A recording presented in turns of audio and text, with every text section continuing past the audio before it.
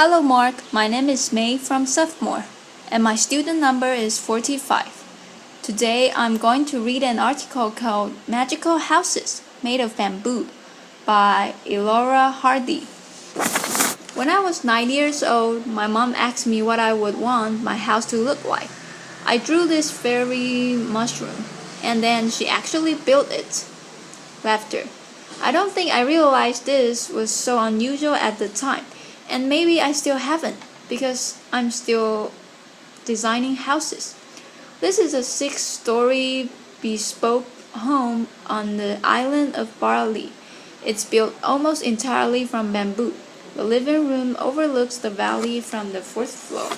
You enter the house by a bridge. It can get hot in the tropics, so we make big curving roofs to catch the breeze. But some roofs have tall windows to keep the air conditioning in and the bugs out. This room we left open. We made an air-conditioned tented bed, and one client wanted a TV room in the corner of her living room. Boxing off an area with tall walls just didn't feel right, so instead we made this giant woven pot. Now we do have all the necessary luxuries like bathrooms. This one is a basket in the corner of the living room, and I've got to tell you, some people actually hesitate to use it. We have not quite figured out our acoustic insulations. Laughter. So there are lots of things that we are still working on, but one thing I've learned is that bamboo will treat you well if you use it right.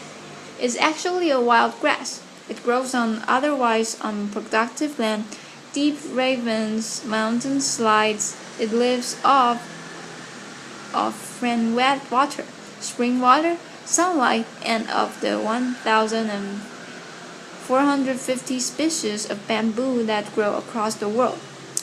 We used just 7 of them. That's my dad.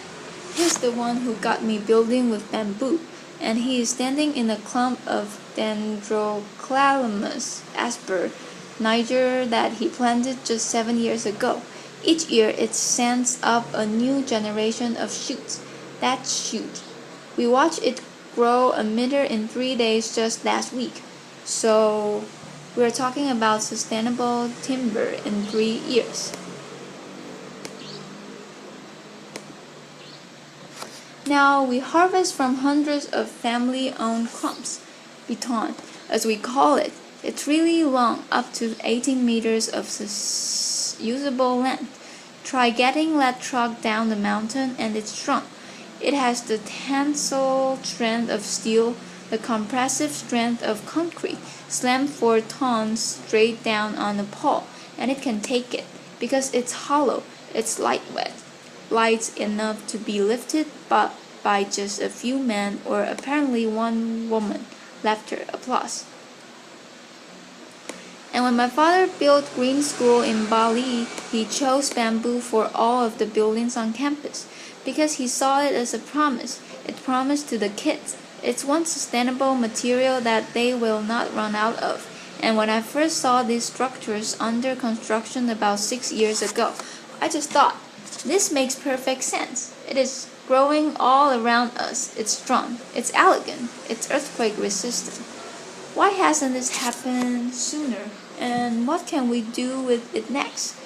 So, along with some of the original builders of Green School, I founded Ibuku.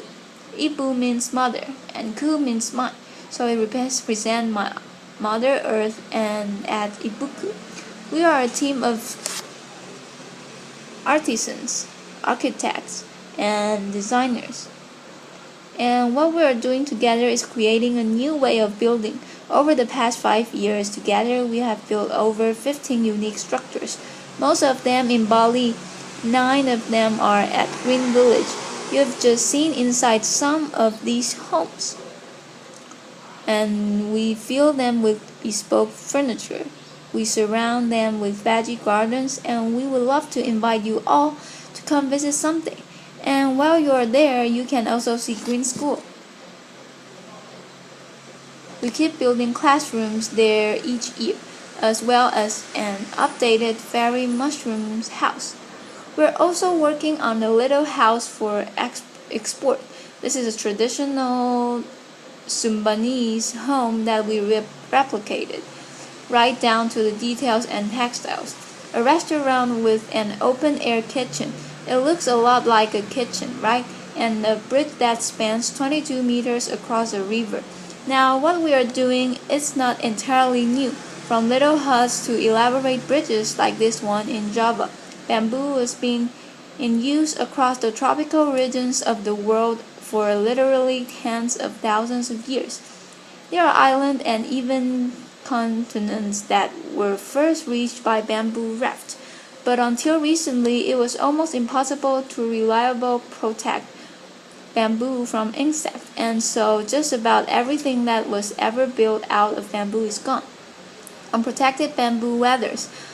Unthreaded bamboo gets eaten to dust, and so that's why most people, especially in Asia, think that you couldn't be poor enough or rural enough to actually want to live in a bamboo house.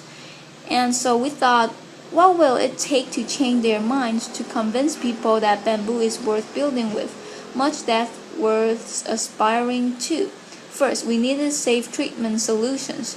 Borax is a natural salt. It turns bamboo into a viable building material. Treat it properly, design it carefully, and a bamboo structure can last in a lifetime. Second, build something extraordinary out of it. Inspire people. Fortunately, Balinese culture fosters craftsmanship. It values the artisan. So combine those with the adventurous outliers from new generations of locally trained architects and designers and engineers, and always remember that you are designing for curving, tapering, hollow poles.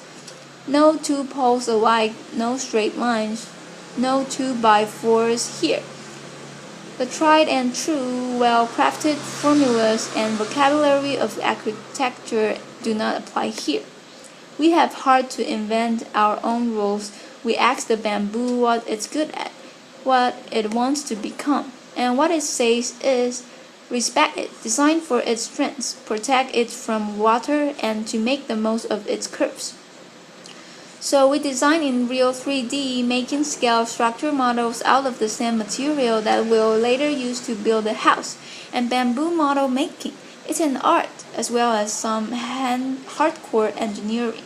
So that's the blueprint of the house after.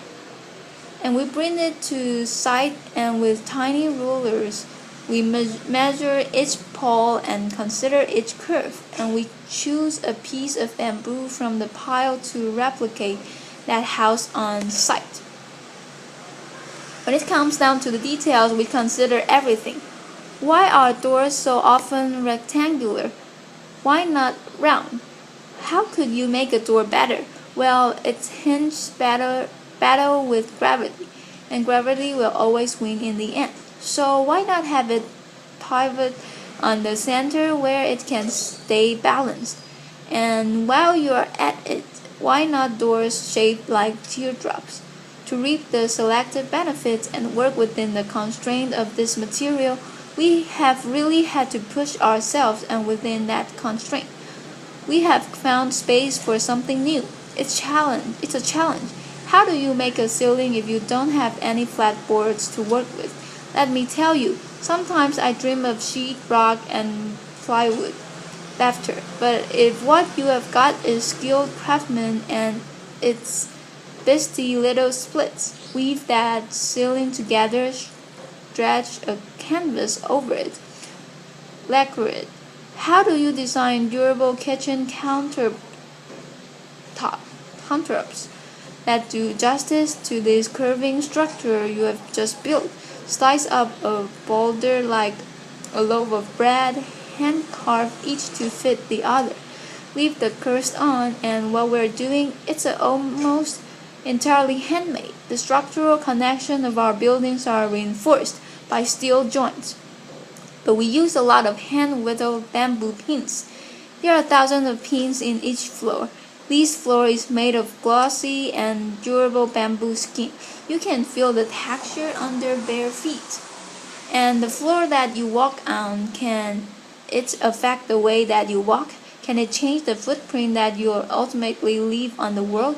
I remember being 9 years old and feeling wonder and possibility and a little bit of idealism, and we've got a really long way to go. There's a lot left to learn, but one thing I know is that with creativity and commitment, you can create beauty and comfort and safety and even luxury out of a material that will grow back. Thank you. Applause. This is the end of my recording. Thank you.